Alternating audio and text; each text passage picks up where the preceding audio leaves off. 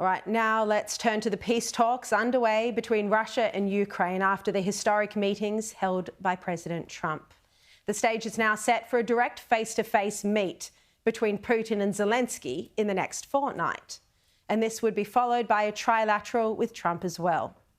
This is a sign of enormous progress. Zelensky and Putin even agreeing to meet is a significant step forward. And here was Donald Trump with Zelensky at the White House today.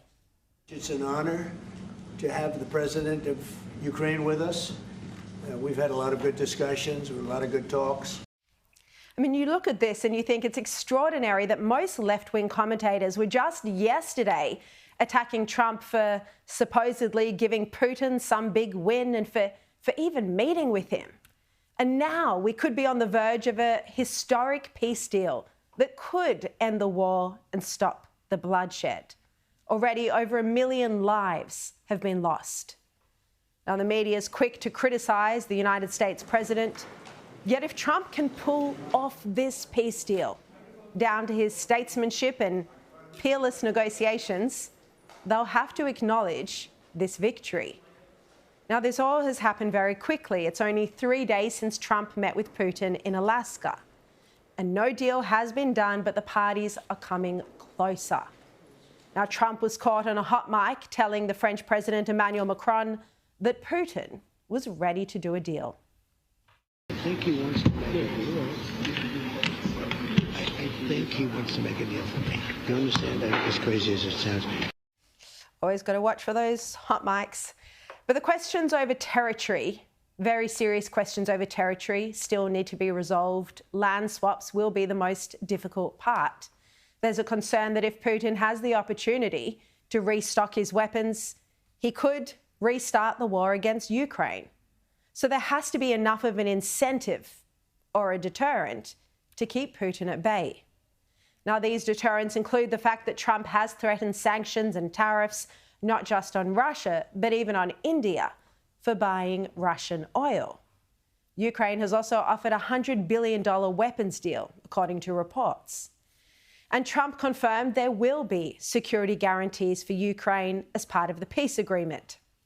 The US could even put troops on the ground in Ukraine to ensure that Russia wouldn't invade again in the future.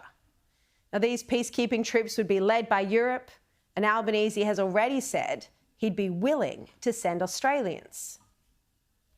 And if there is a global response to that in the form of peacekeeping, then we would consider any proposal at the time.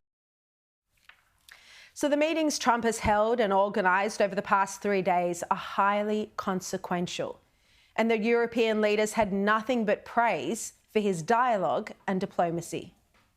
I really want to thank you, President of the United States. The thing is changing, something has changed thanks to you. That it's Team Europe and Team United States. Zelensky's visit to the White House on this occasion couldn't have been more different from his February trip.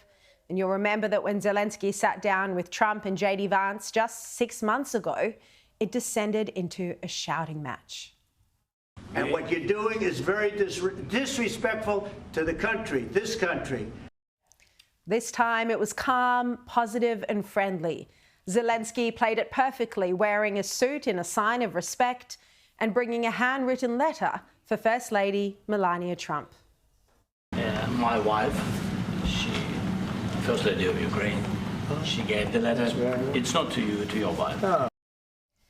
Trump was in the middle of a meeting with European leaders in the Oval when he left to take a phone call with Putin, where the Russian president reportedly agreed to meet with Zelensky.